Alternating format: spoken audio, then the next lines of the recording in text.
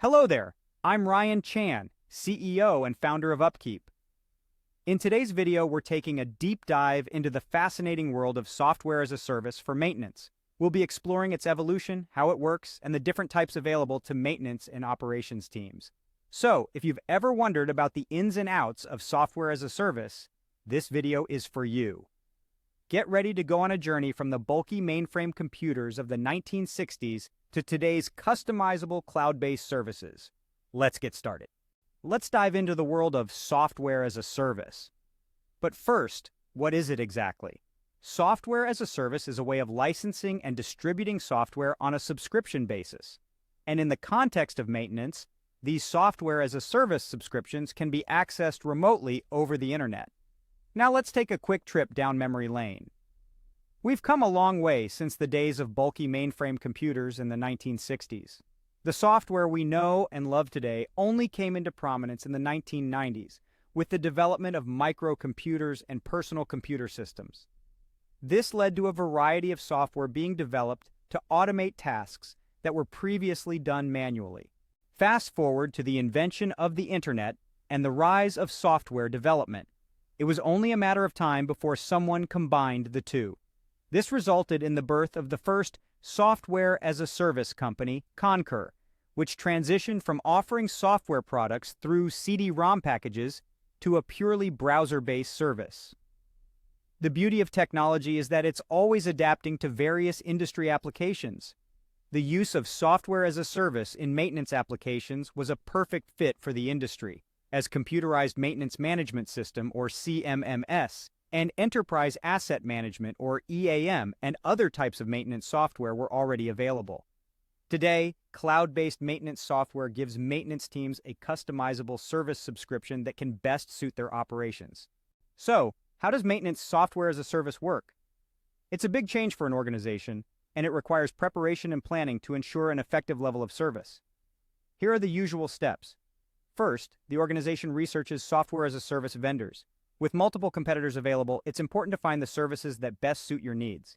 And the good news is, demos and trials are usually available for you to get a feel of how the platform works. Next, you'll need to select a subscription plan.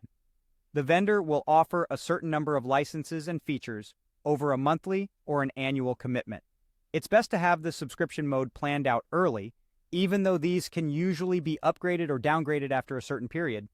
The software as a service vendor then manages the platform and the services provided. You usually won't need to worry much about the technical side of setting up the software. Upgrading or maintaining the interface would be expected service packages from the vendor. As with the interface, the data is managed by the software as a service vendor. You'll work with the selected vendor to utilize their software's functionality to its full extent. And finally, always have a backup plan. If your organization decides to stop using software as a service or upgrade to a substantially different version, you will often have the option to export all the data. Now, let's talk about the types of maintenance software as a service. There's a wide variety available, with different types depending on the scope of work that the software performs. CMMS is probably the most widely available software as a service type, being that it's also the most applicable to most businesses. It's a useful tool for managing maintenance activities, automating most of the manually tracked activities. Scheduling, inventory, and historical logs of procedures can be accurately and efficiently performed with less effort. EAM software tracks the costs that assets may incur over their entire life cycle, including costs from usual operation and usage or time-based depreciation. If you want the same features of the CMMS, but with more data on the financial situation of the assets, EAM may be more favorable to your organization.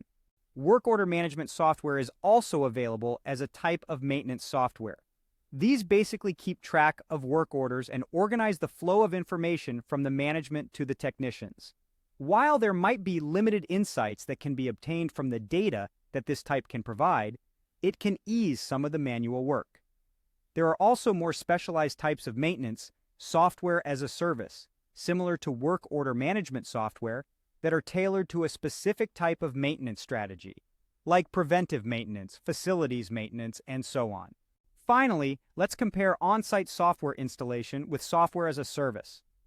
Software as a service has been a revolutionary model in terms of making services available to organizations, regardless of the size of the operations. The main advantage of a software as a service is its ease of use and operation. Software upgrades and maintenance activities are usually more easily carried out in software as a service models. However, there is a downside. Organizations won't be able to customize software features of software as a service in as much detail as they might be able to do with on-site software. For organizations that require detailed customization that may be beyond the flexibility of software as a service, then on-site software might be more favorable. And that wraps up our video on software as a service within maintenance. It's a powerful tool that can help maintenance and operations teams streamline their processes and improve efficiency. Whether it's right for your organization depends on your specific needs and circumstances, but it's definitely worth considering. Thank you for watching. We've explored the evolution, workings, and types of software as a service options for maintenance and operations teams, and how it can be a game changer for your operations. If you found this video helpful, don't forget to hit the subscribe button for more informative content. For further details, do visit our website at upkeep.com. Until next time, keep learning and stay efficient.